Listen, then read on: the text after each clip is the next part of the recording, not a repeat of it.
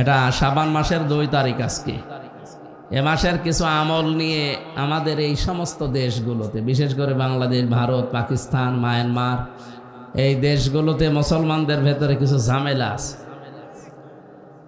আমরা তো ইবাদত যেগুলোই করি, আমি তো আমার এই দৃষ্টিতে দেখলাম অধিকাংশ সব খাওয়া ভিত্তিক। কথা বলছেন এখন? 2 ঈদে খাওয়া, সবে কদরে খাওয়া, সবে বরাতে খাওয়া, সবে মেরাজেও খাওয়া। এই যে গত যে মাসটা চলে গেল রজব মাস, খালি খাওয়ার উপরে গেছে। অনেকেই যারা ওই ধান্দায় হয়তো এই রংপুর বিভাগে নেই, এগুলো চট্টগ্রাম আর সিলেটে আছে, খালি খাওয়ার উপরে আছে। মানুষ মরে গেলে খাওয়া, জন্ম দিয়ে খাওয়া, মৃত্যু দিনে খাওয়া, বিভিন্ন দিবস বানিয়ে বানিয়ে খাওয়া। এ কথা বলে না। মুসলমানদের জীবনে 2টা দিবস আল্লাহর পক্ষ থেকে এসেছে, একটা ঈদুল আজহা, ঈদুল ফিতর। এই 2টা দিবসে দেখবেন আগে ত্যাগ পরে ভোগ। এই 2টা বাদ দিয়ে যত ইবাদতের মনে করেন আর দিবস মনে করেন, আগে খাওয়া এর পরে কি, আগে ভোগ করে নেয়, এরপরে ত্যাগ করলেও করে, না করলেও না করে। অথচ ঈদুল আজহা, ঈদুল ফিতরে আপনি 1 মাস রোজা রাখার পরে এই মরণের খাওয়া খেতে পারবেন না। আগে ফিতর দেন, সাদকা করেন, যাকাত দেন, সেমাই কিনে দেন, গরিব মানুষ কিনে খাবে, আনন্দ করবে। ওদের আনন্দ দেখে আপনার আনন্দ করা লাগবে।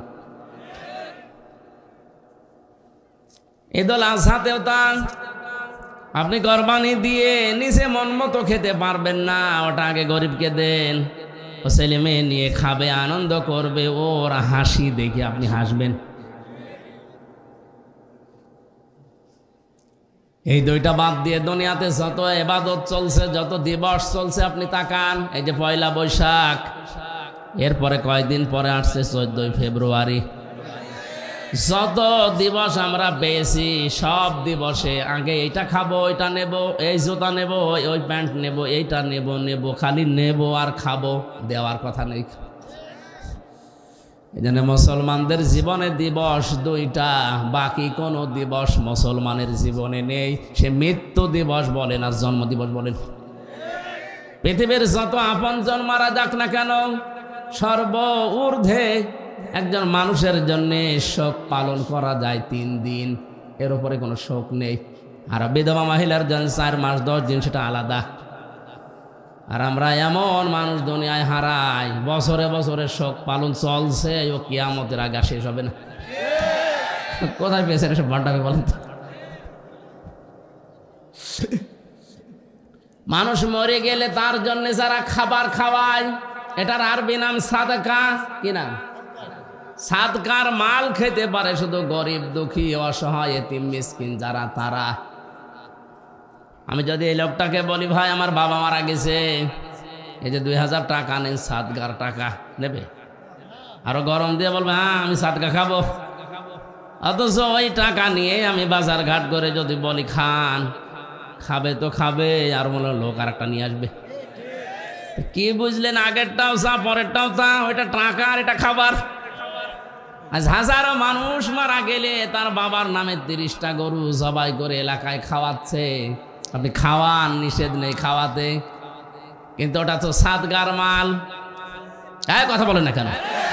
30টা হোক 50টা হোক গরু জবাই করেন, কোনো অসুবিধা নেই, খাওয়ান, কিন্তু খাওয়ানো লাগবে তাদের যারা হকদার। আপনি আমারেও দাওয়াত দিয়েছেন, আমি নিয়েছি 5 গাড়ি, আমি তো এতিম নাকি? এতিমের মাল যারা ভক্ষণ করে, কোরআন তাদের বলেছে এরা জাহান্নামের আগুন দিয়ে পেট ভরে। আর জেনে হোক না জেনে হোক, আধা জানা হোক, অনেকেই কিন্তু জাহান্নামের আগুন পেটে ভরছে।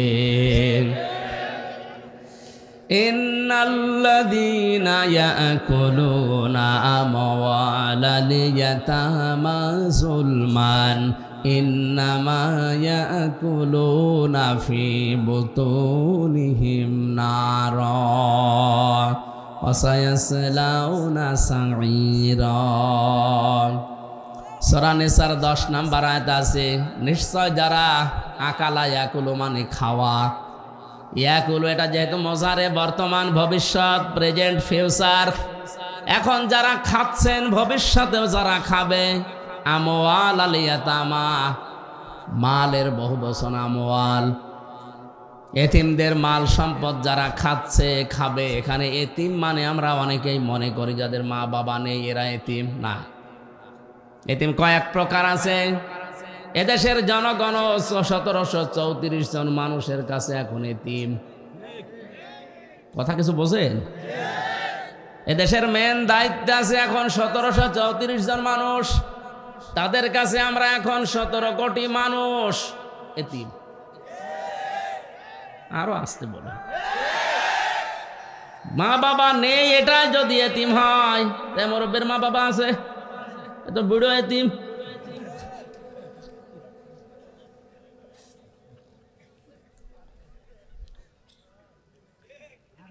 এতিমদের মাল আজ যারা আত্মসাৎ করে, এতিমের জন্য বাজেট হওয়ার পরে এসে বাজেট মেরে দেয়, এরাও কিন্তু এতিমের সম্পদ খাচ্ছে। আজ আমি হিসাব করে দেখবেন হাজারো মানুষের পেটে ইন্নামা ইয়াকুলুনা ফি বুতুনিহিম নার, ওরা যেন পেটের ভেতরে জাহান্নামের আগুন ছাড়া কিছু দেয় না। থানায় যিনি ওসি আছেন, ওনার নিচে যত কনস্টেবল কাজ করে, যত অফিসার আছে, সব ওনার কাছে এতিম। একটা জেলায় যিনি এসপি আছে, তার কাছে ওই জেলার যত পুলিশ আছে সব এতিম। একটা রেঞ্জে যিনি ডিআইজি আছে, তার কাছে যত পুলিশ এই রেঞ্জে কাজ করে সব এতিম।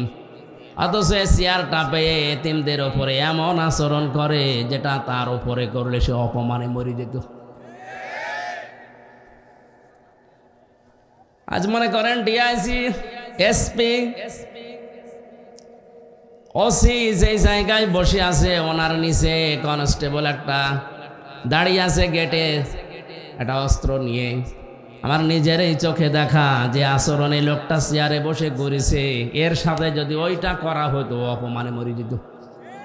অথচ লোকটার কিছু বলার নেই, কারণ সে এতিম। এটা শুধু প্রশাসনে, সব জায়গায় এটা চলছে। তো নবীজি জানিয়েছেন এতিমের মাথায় যদি কেউ হাত বলিয়ে দেয়, যতগুলো চুল পড়বে ততগুলো সওয়াব হবে। এ পৃথিবীতে সবচাইতে ভালো কাজ আল্লাহর দৃষ্টিতে, রাসূলের দৃষ্টিতে এতিমের রক্ষণাবেক্ষণা করা। আমরা গরিব দেশে বাস করি, এ দেশে এতিমই বেশি। যারা দায়িত্বে আছে এতিমদের প্রতি যত্নশীল হন। আপনি যদি জীবনের হায়াত বাড়াতে চান, অধীনস্থ যারা আছে এতিম বলে যাদেরকে মনে করা হয়, এদের সাথে আচরণ ভালো করেন। আজকে আসার সময় একটা হাদিস পড়ছিলাম, নবীজি বলেন তোমার জীবনের ইবাদত বন্দেগী কবুল হচ্ছে কিনা যদি বুঝতে চাও। আমার 33 বছর বয়স, আমি যদি এখন দেখতে চাই যে আমার জীবনের ইবাদত কবুল হয়েছে কিনা, নবীজি বলেন তোমার আচরণের দিকে তাকাও। মানুষের সাথে মুআমালাত, মুআশারাত, কথাবার্তারা কেমন, এটা নিজের দিকে তাকিয়ে বলো যে তোমারটা কবুল হয়েছে কিনা। এই জন্য কোনো মানুষের সাথে কথা বলার নিয়ম আল্লাহ শিখিয়েছেন, ওয়াকুলু লিন্নাসি হুসনা। মানুষের সাথে কথা বললে ভালো কথা বলো, হাসি মুখে কথা বলো, একটা সাদগা দেওয়ার সওয়াব হবে। সুবহানাল্লাহ বলতে পারেন? আমরা এতিম যারা আছে, অসহায় যারা, আমাদের নিম্নে যারা, আশা করছে আমি সহ যে যেখানে আছি এদের সাথে আচরণটা নবীজির মতো করব। বলেন আমিন। এই জন্য শুধুমাত্র দিবস পালন করে শুধু ভোগ করা না, ত্যাগ করার মানসিকতা ঈদুল আজহা, ঈদুল ফিতরের মতো শেখা লাগবে। এই মাসটা আসলে আমরা দিবস বানিয়ে নিয়েছি শবে বরাত, শবে নেসপে শাবান নামে একটা দুর্বল হাদিসে আছে। অথচ এইটা নিয়ে যত মাতামাতি করা হয়, যত অনুষ্ঠান বানিয়ে কত কিছু করছে, আমার মনে হয় অনেক ফরজ নিয়েও মানুষ এত আগায় না। নেসপে শাবান নিয়ে, শবে বরাত নিয়ে কোরআনে কারিমে ডাইরেক্ট কোনো কিছু পাইনি আমি আমার দৃষ্টিতে। বিশ্ববিদ্যালয়ে থাকাকালীন আমার স্যার যারা ডক্টরেট করা, মদিনা, আজহার, মক্কা, উম্মুল কোরা থেকে, ওনাদের কাছ থেকে যতটুকু বেশি দেওয়া আছে সূরা দোকানের এই 3 নম্বর আয়াতে আল্লাহ পাক এই যে মাস চলছে, এই মাসে কি শিক্ষা দিতে চান দুনিয়ার মানুষদেরকে? আমরা কোরআন থেকে আর নির্ভরযোগ্য হাদিস থেকে কথাগুলো আজকে শুনে বাড়ি যে মিলাবো ইনশাআল্লাহ। যদি দেখি না এগুলো মিলছে না, আল্লাহর কসম ওগুলো আমাদের ছেড়ে দেওয়া লাগবে। জবান খুলে কোরআনের সোনালী আয়াতটা পড়েন, এরপর আমরা তাফসিরে প্রবেশ করি। আউযু বিল্লাহি মিনাশ শাইতানির রাজিম। বিসমিল্লাহির রহমানির রহিম। হামিম আল কিতাবিল মুবিন। ইন্না আনজালনাহু ফি লাইলাতিন মুবারাকাতিন ইন্না কুন্না মুনযিরিন ফিহা ইফরাকু কুল্লু আমরিন হাকীম আমরাম মিন ইনদিনা ইন্না কুন্না মুরসিলিন। সূরা দুখান। কোন সূরা? দুখান শব্দের শাব্দিক অর্থ ধোঁয়া। কি বললাম? এই যে ধোঁয়া বলে ধোঁয়া, দোকান থেকে তাদখিন, যেটা আমরা বিড়ি বলে জানি।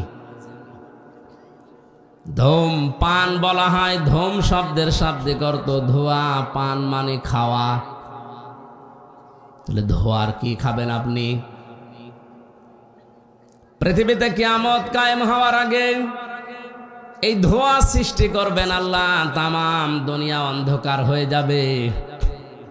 জাহান্নামের ভেতরে একটা জায়গা আছে, সেখানে ধোঁয়া ওঠে। ইন্না আযাবাহা কানা গারামা। এই গারামা মানে যে জায়গাটা জাহান্নামের ভেতরে আছে, এখানে ধোঁয়ার কুণ্ডলী, শুধু শুধু ধোঁয়া ওঠে।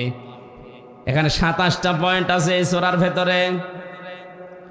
আমরা আস্তে আস্তে দেখি, প্রবেশ করি। আল্লাহ পাক দোকান দিয়ে, ধোঁয়া দিয়ে আমাদেরকে কি জানাতে চেয়েছেন? হামিম এর অর্থ শুধুমাত্র আল্লাহ জানে। কে জানে? ওটা নিয়ে নাড়াচড়া করার দরকার নেই। অল কিতাবিল মুবিন, আল্লাহ বলেন আমি কিতাবের কসম করছি। কোন কিতাবের? যেটা স্পষ্ট, যেটা কি? এজন্য কোরআনে কারিমের ভেতরে যত কথা আল্লাহ দিয়েছেন সব স্পষ্ট, কোনো অস্পষ্ট জড়তা, গোপন কথা কোরআনে আল্লাহ দেয়নি। অথচ আজ অনেকেই এ কথা চালিয়ে দিচ্ছে যে হুজুর আমি গোপনে আসি। গোপনে আসি মানে কোরআনের কাছে যে আসে আর গোপন থাকতে চায় না। হযরত ওমর যখনই কোরআনের কাছে এসেছিলেন, ডাক দিয়ে বলে, হে রাসূল, এ কোরআন সত্য না মিথ্যা? নবীজি যখন বললেন এটা হক আল্লাহর পক্ষ থেকে, উনি বললেন সত্য জিনিস আমি এভাবে চেপে রাখতে পারি না, আপনি আমাকে অনুমতি দিন, আমি কাবার চত্বরে একটা মিছিল করব। উনি কোরআন পাওয়ার পরে মিছিল দিলেন, লিল্লাহে তাকবীর। মক্কার লোকেরা চিন্তা করছে কাবার চত্বরে আল্লাহু আকবার, এত জোরে তাকবীর দেয় কার? বাবার সন্তানের এত বড় বুকের পাঁঠা। জালানা দিয়ে দরজা দিয়ে মুখ বের করে দেখে মিছিলের সামনে হযরত ওমর। তাড়াতাড়ি দরজা জালানা বন্ধ করে বলছে দরকার নেই, ওর সামনে গেলে মাথা থাকবে না। আমি হাসির জন্য বলি না, আজ বাংলাদেশে আমার মনে হয় 64 জেলাতে যদি এরকম একজন করে মানুষ তৈরি হয়ে যেত, এদেশে ইসলাম নিয়ে উল্টা পাল্টা ধারণা দেওয়ার লোক পাওয়া যেত না।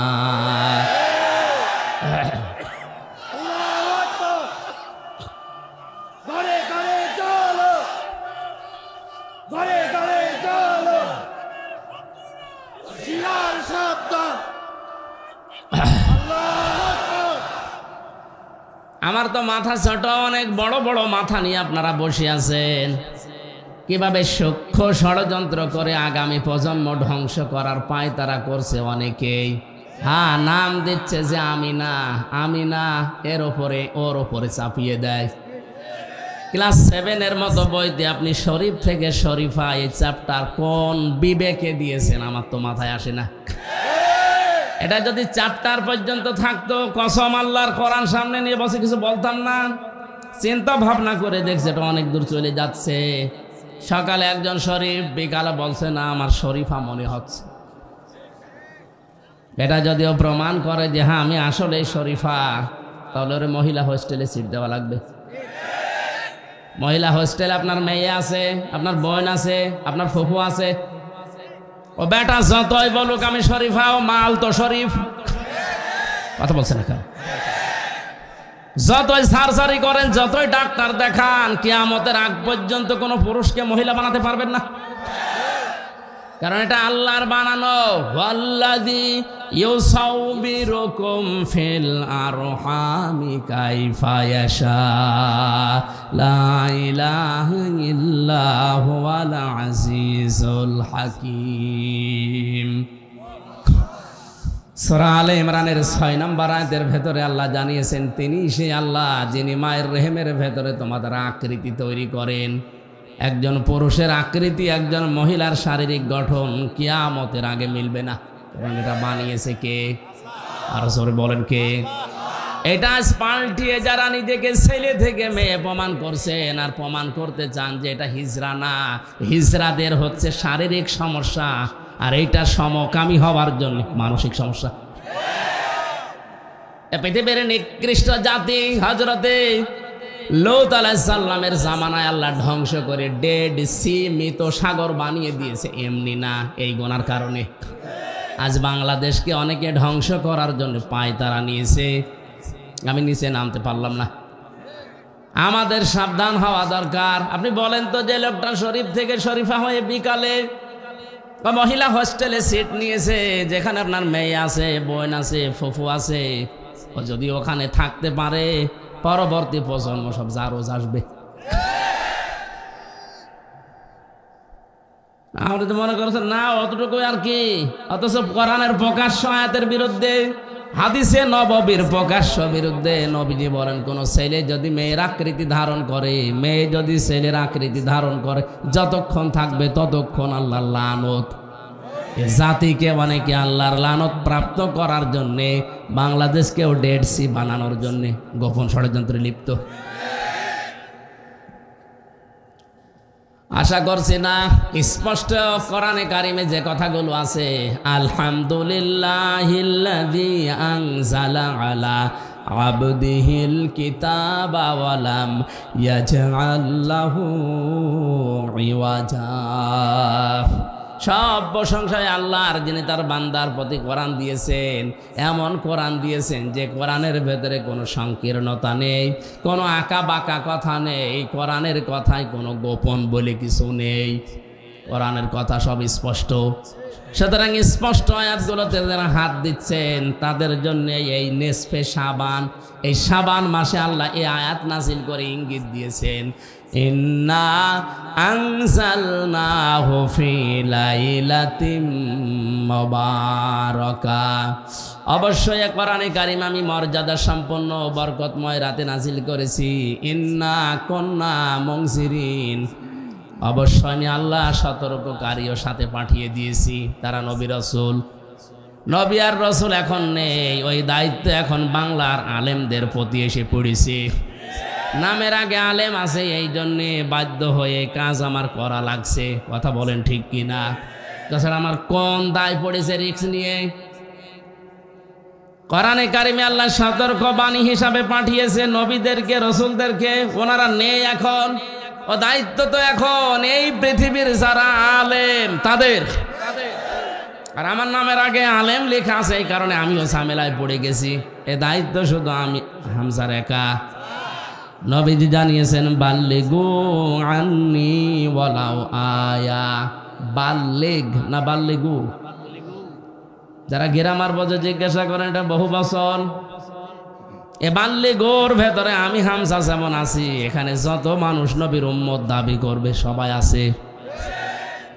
নামাজ পড়া যেমন ফরজ, নবীর এই আদেশটা মানা ফরজ।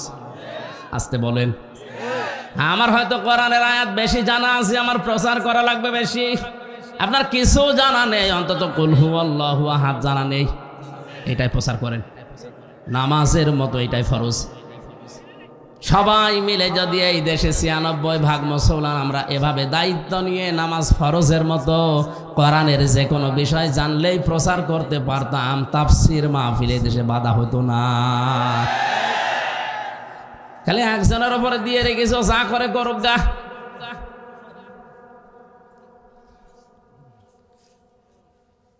ইন্না কুন্না মুনজিরিন, সতর্ককারী আমি আল্লাহ পাঠিয়েছিলাম। ওনারা এখন নেই, সব কবরে চলে গেছে। ও দায়িত্ব এখন জীবিত আলেমদের। আল উলামা ওয়ারাসাতুল আম্বিয়া, আলেমরা হচ্ছে নবীর উত্তরাধিকারী ওয়ারিস। এই অনুভূতি থেকে, এই দায়িত্ববোধ থেকে আল্লাহর কসম, সেই কুষ্টিয়া থেকে দিনাজপুর এত দূরে এসে কোরআনে কারিম থেকে সতর্ক বাণী আমি যেগুলো পেয়েছি একটা একটা করে শোনাচ্ছি, আমরা যেন শাবান মাসে সতর্ক হই। আল্লাহ তুমি আমাদেরকে তাড়াতাড়ি করে কোরআনের আয়াত বোঝার সুযোগ দাও, বলেন আমিন। আমাদের দেশে এই সমাজে বিশেষ করে যে গোনাগুলোকে আমরা গোনা মনে করতে চাই না, তার ভেতরে অন্যতম হচ্ছে মানুষের পেছনে লাগা। এর কথা ওর কাছে লাগিয়ে এর সম্পর্কে খারাপ ধারণা করে আন্দাজে মামলা দিয়ে, কেস দিয়ে তার জীবনটা নষ্ট করে দেওয়া। রংপুর বিভাগে মনে হয় এখনো শুরু হয়নি, কিচ্ছু জানে না, চোখ বন্ধ করে ঘুমিয়ে আছে ঘরে, চোখ খুলে দেখছে জেলখানায়। কি গো, তুই গাছ কেটেছিস, তুই গাড়িতে আগুন লাগিয়েছিস, অথচ কিছুই জানে না বিষয়ে, আবার জেলখানায় মনের দুঃখ নিয়ে ঘুমায়। চোখ খুলে দেখছে জেলখানার বাইরে। কি গো, মাঝখান থেকে আল্লাহর ওলিরা ৫০,০০০ টাকা নিয়ে গেছে। এই যে একজন মানুষের উপরে আন্দাজে দোষ দিয়ে তার জীবনটা তছনছ করে দেওয়া, এটা যে কত বড় কঠিন গুনাহ। নবীজি বলেন, কোন এলাকায় যদি এরকম চরিত্রের মানুষ থাকে, ওই এলাকার মানুষের ইবাদত বন্দেগী দোয়া কবুল বন্ধ হয়ে যায়। জলিলুল কদর নবী হযরত মুসা আলাইহিস সালাম, একবার বৃষ্টি বন্ধ হয়ে গিয়েছিল, উম্মতদেরকে নিয়ে চাটিয়াল ময়দানে দোয়া করছেন, রব্বুল আলামিন বৃষ্টি দাও। একবার, দুইবার, তিনবার হাত আল্লাহ ফেরত দিলেন, বৃষ্টি হবে না। মুসা নবীও নাছড় বান্দা, ডাক দিয়ে বলে, আল্লাহ আমার না এগুলো উম্মত, আমার মায়া লাগে, তোমার তো বান্দা, মায়া লাগে না? মায়া লাগে, বৃষ্টি দেব না। মায়া লাগে, বৃষ্টি দেবে না, দেওয়া লাগবে। আল্লাহ পাক বলেন, বৃষ্টি দিতেও পারি আমি, কিন্তু দেব না এই কারণে, তুমি যাদের নিয়ে দোয়া করছিলে ওর ভেতরে একজন তালাতালি করা লোক আছে। এর কথা ওর কাছে লাগায়, ওর কথা এর কাছে লাগিয়ে আন্দাজে সম্পর্ক নষ্ট করে দেয়। যতক্ষণ পর্যন্ত লোকটা বের হয়ে না যাবে, তুমি নবী দোয়া করলেও দোয়া ফেরত যাবে। মুসা নবী বলছে, আল্লাহ তুমি শুধু ওর নাম বলো, দেখো কি করি। আল্লাহ পাক বলেন, না, আমি নিজেই নাম ধরে গীবত করতে নিষেধ করি, আমি নাম বলি আর তুমি সবার সামনে তারে অপমান করো, নাম বলা যাবে না। হযরতে মুসা বলেন, আল্লাহ আমি তো আর আলিমুল গায়েব না, মানুষের মনের খবর জানি, তো কি করি আমি ধরব? আল্লাহ পাক বলেন, একটা কায়দা শিখিয়ে দেয়, তুমি ওদের সবাইকে তাওবা করতে বলো। যে লোকটা আছে এরকম তালাতারি করা লোক, সে লোক তাওবা করবে। আর তাওবা যদি মন থেকে মানুষ করে, সে বেগুনা ব্যক্তির মতো হয়ে যায়। উনি এসে বললেন, এখানে এরকম একটা চরিত্রের লোক আছে, কিন্তু কে এটা আমি জানি না, তবে আছে। যতক্ষণ পর্যন্ত সে বের হয়ে না যাবে, ততক্ষণ আমি নবীর দোয়া আল্লাহ ফেরত দিয়ে দেবে, কবুল হবে না। সুতরাং যদি থাকেন চলে যান, আর যদি না যান তাহলে আমার সাথে সবাই খালেস তাওবা করেন। আমাদের এই বাংলাদেশে আমরা অনেকেই মনে করি তাওবা মানে আস্তাগফিরুল্লাহ রাব্বি, চামড়ার মুখ তো আন্দাজে বলে ফেলছে, এটা একটা বাক্য।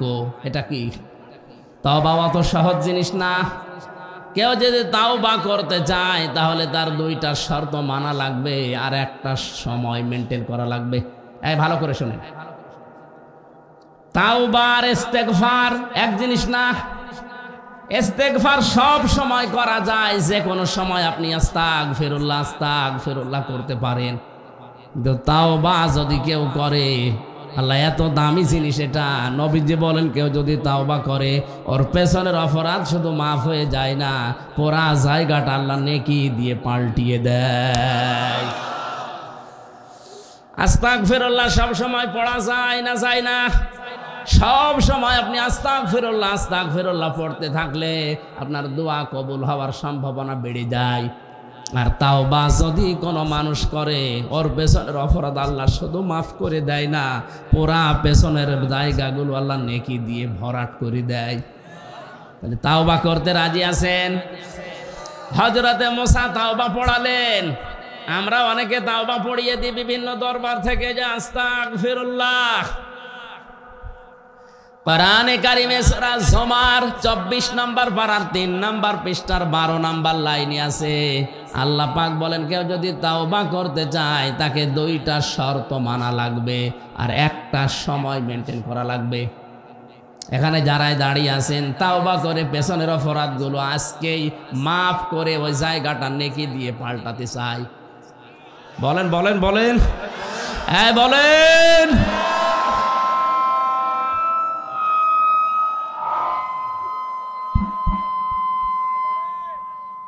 কোরআনে যে নিয়মটা আছে আমি বলছি, মিলাবেন তো আপনার সাথে মেলে কিনা? ওয়ানিবু ইলা রাব্বিকুম ওয়া আসলিমু লাহু মিন ক্বাবলি আইয়াতিয়াকুমুল আযাবু সুম্মা লা তুনসারুন। আল্লাহ পাক বলেন যে তাওবা করতে চায় 1 নম্বরে তাকে তার রবের দিকে ফিরে আসা লাগবে। কার দিকে? এই শব্দটা যদিও ছোট মনে হচ্ছে, এত ওজনওয়ালা শব্দ। আল্লাহর দিকে না। এই মাইকওয়ালা কোথায়? ডিস্টার্ব হলে তো ঝামেলা। আর আওয়াজ নেই কেন? আমার কানে আওয়াজ লাগবে, আমার গলা ভেঙে যাচ্ছে। আওয়াজ আসবে কি করে? কয় টাকার মাইক নিস? জেলা শহরের ভালো মাইক নেবে, বাদাম বেচা মাইক না। আপনাদের এলাকার আবার বৌমা, এই জন্য তো কিছু বলাও যায় না। মাইকের অবস্থা মানুষের রওশনের সাথে জীবন যায় যায় অবস্থা।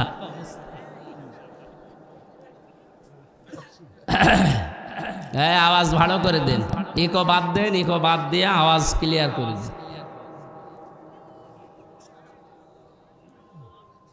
দিনাজপুরবাসী নারী পুরুষ যারা আছেন তাওবা করতে আমরা অনেকেই হাত তুলেছি যে আমরা রাজি আছি। 1 নম্বরে শর্ত আল্লাহ দিয়েছেন, ফিরে আসা লাগবে রবের দিকে। কার দিকে? এই শব্দটা যদিও ছোট, এটা কি অত সহজ? বলেন বলেন। কেউ যদি রবের দিকে ফিরে আসতে চায় দুনিয়াতে তার অনেক কিছু ছাড় দেওয়া লাগবে। কথা বলেন না কেন?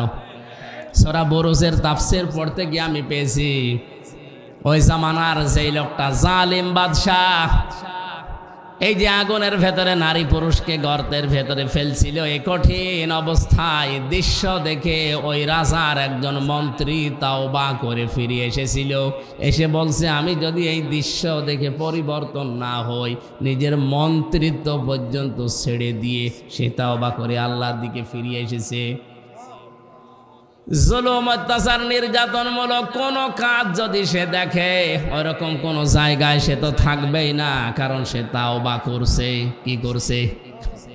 আল্লাহর দিকে ফিরে আসলে তার কাছে জুলুম থাকে না। কথা বলে না কেন? তার কাছে শিরিক থাকে না, বেদাত থাকে না, কুফরি কোনো কাজ তার কাছে থাকবে না। ওয়াসলিমু লাহু মিন ক্বাবলি। 2 নাম্বারটা আরো কঠিন। 2 নাম্বারটা কোনো মানুষ যদি তাওবা করে, সে আল্লাহর বিধান পেলে জেনে হোক না জেনে, বুঝে না বুঝে আত্মসমর্পণ করে ফেলবে। অনেকগুলো হয়তো বুঝে আসে না। আপনার বুঝে নাও আসলে আল্লাহর বিধান যদি জানেন যেটা আল্লাহর বিধান, সঙ্গে সঙ্গে আপনাকে আসলিমও আত্মসমর্পণ করা লাগবে। অমা কানা লিল মুমিনিন ওয়ালা মুমিনাতিন ইযা ক্বাদাল্লাহু ওয়া রাসূলুহু আমরান আইয়াকুনা লাহুমুল খিয়ারাতু মিন আমরিহিম। বিল আখিরি আয়াত। সূরা আহজাব 22 নম্বর পারার 2 নম্বর পৃষ্ঠার প্রথম নম্বর লাইনে 36 নম্বর আয়াতের প্রথম অংশে আছে।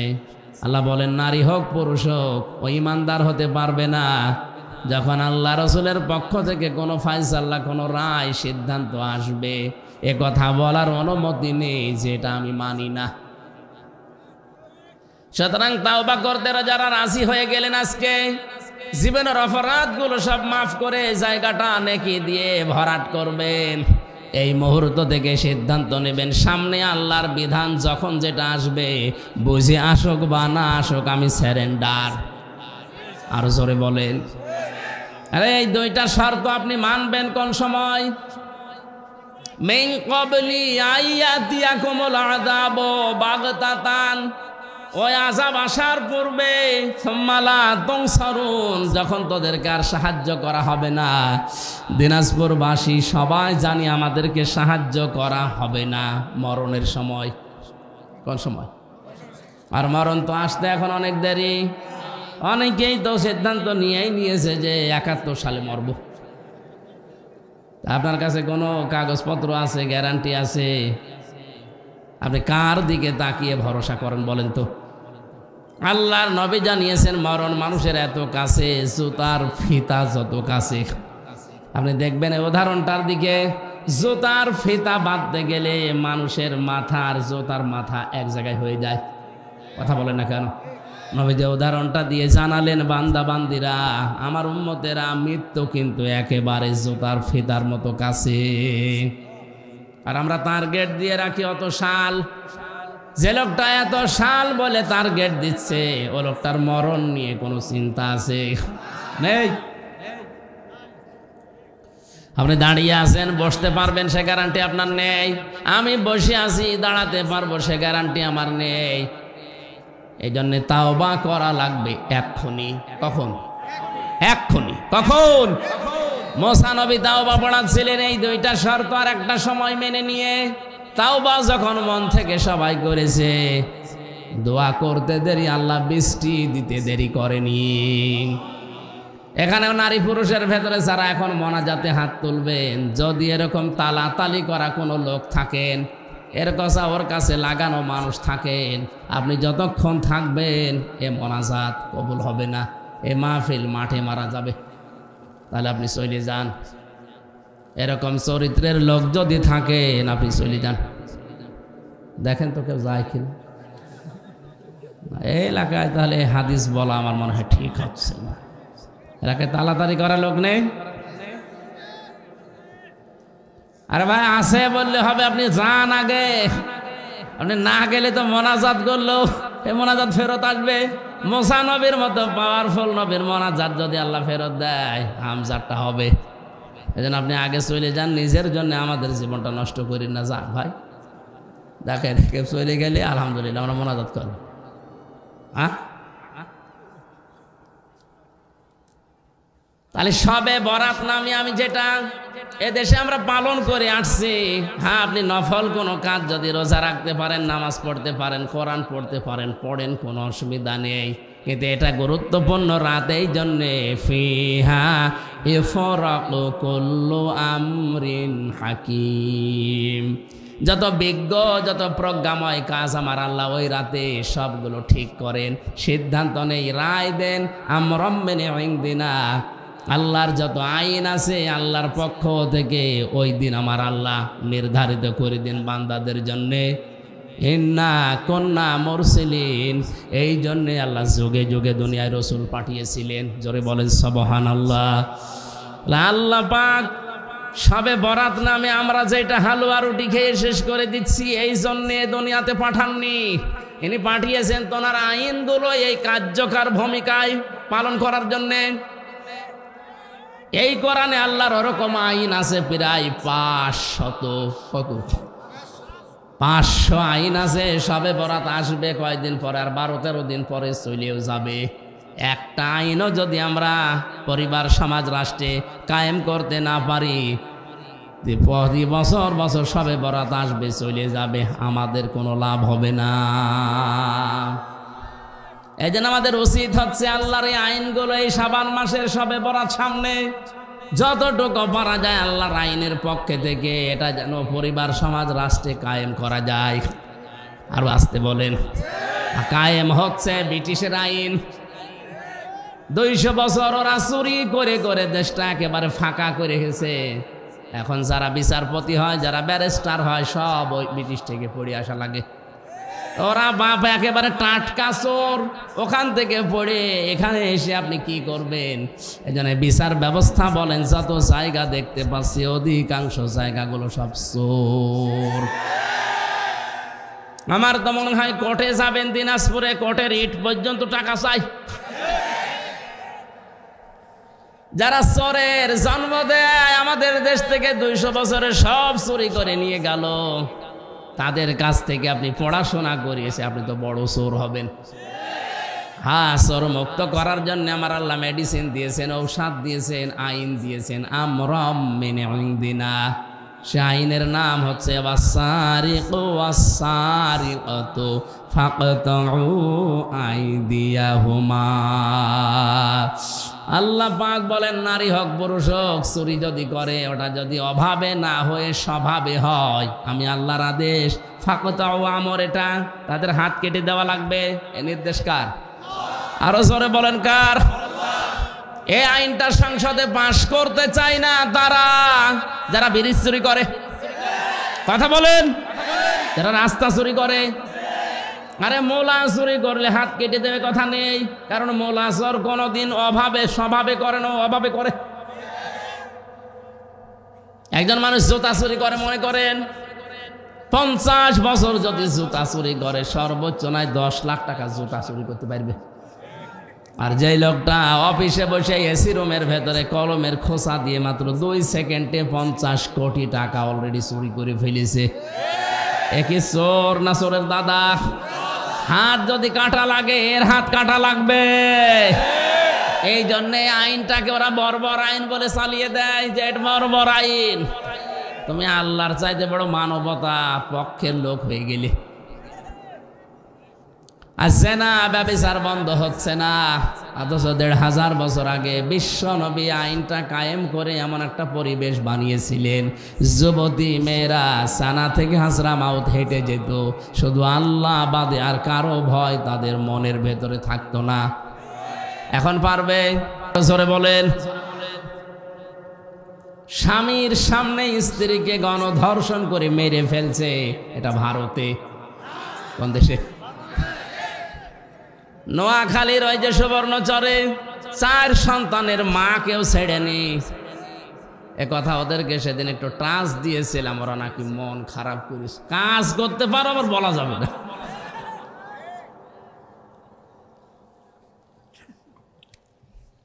আমাদের সতর্ক হওয়া লাগবে, জেনা ব্যভিচার বন্ধ করা। আমাদের যে আইনগুলো চলছে এইটা দিয়ে 100% সম্ভব না। 3 বছর আমি জেলের ভেতরে থেকে দেখেছি, এখানে মানুষ চোর হয়ে গেলে ডাকাত হয়ে বের হয়, ডাকাত হয়ে গেলে মার্ডার কেসের আসামি হয়ে বের হবে। কারণ যেখানে থাকতে দেয়, এক ঘরের ভেতরে হয়তো ওই যে ওয়ার্ড সিস্টেমে যারা 25 জন 30 জন 50 জন করে থাকে, সেলের ভেতরে হয়তো 1 জন 2 জন। কোনো চোর যদি মুরগি চুরি করে ধরা পড়ে যায়, ডাকাতের সাথে দেখা হবে, বলবে হ্যাঁ কি করেছো? বলে মুরগি চুরি করতে যে ধরা পড়েছো, তুমি পাগল, আমার সাথে থাকো। বাংলাদেশের আইনে চুরি করলে যদি ধরা পড়ে, সাক্ষ্য প্রমাণ হয়ে যায়, সর্বোচ্চ 3 মাস থেকে 3 বছর জেল। কত? 3 মাস মনে করেন সর্বনিম্ন। 3 মাস যদি থাকে ওর কাছে থাকলে, যে লোকটা ডাকাতি করতে গিয়ে ধরা পড়েছে, এ তো এতদূর পর্যন্ত যায়নি, পৌঁছায়নি, ওখানে 3 মাস থেকে বের হওয়ার সময় ডাকাতের ট্রেনিং নিয়ে বের হচ্ছে। অনেক ছিনতাইকারীর সাথে, অনেক ডাকাতের মামলার আসামির সাথে আমি ছিলাম, আমি দেখেছি এই মানুষগুলোর চরিত্র পাল্টানো দূরের কথা, আরো বিগড়িয়ে যাচ্ছে। বলছে এবার যায় ও শালার আমি মেরেই ফেলবো, অথচ উপরে লিখে রেখেছে এটা কারাগার নয়, এটা সংশোধনাগার। কিসের সংশোধন?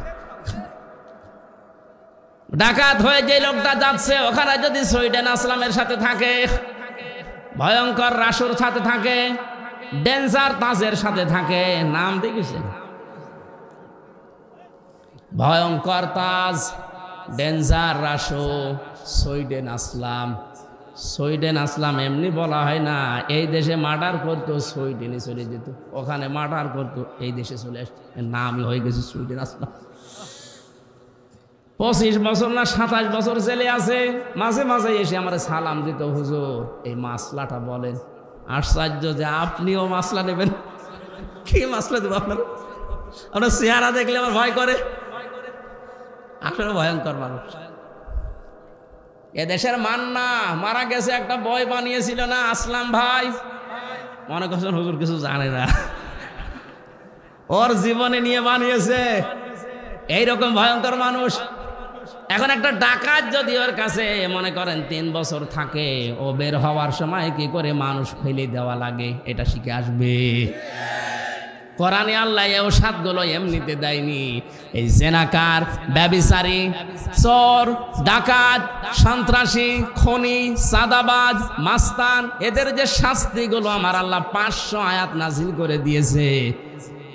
এই শাবান মাসে যদি আমরা সত্যি শাবান মাস পালন করে এগুলো বাস্তবে নিতে পারতাম, আমাদের যারা দায়িত্বে আছে, আমাদের জননী প্রধানমন্ত্রী শেখ হাসিনা থেকে শুরু করে যারা আছে, তারা এই 500 আয়াত কোরআনে কারিমের আইনগুলো সংসদে তারা পাশ করুক।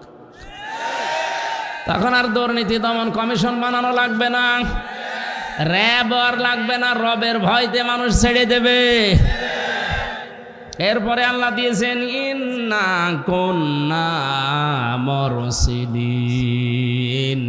এক একটা শব্দে লক্ষ লক্ষ কথা লুকিয়ে আছে, যত টান দেবেন গবেষণা করবেন তত বের হবে। আমার শারীরিক এবং গলার যে অবস্থা, আমার এমনিতে এখন শরীরে জ্বর বসছে, চারিদিকে তাকিয়ে আমার শেষ করা দরকার, কারণ রাতে আবার এই শহরে একটা মাহফিল আছে।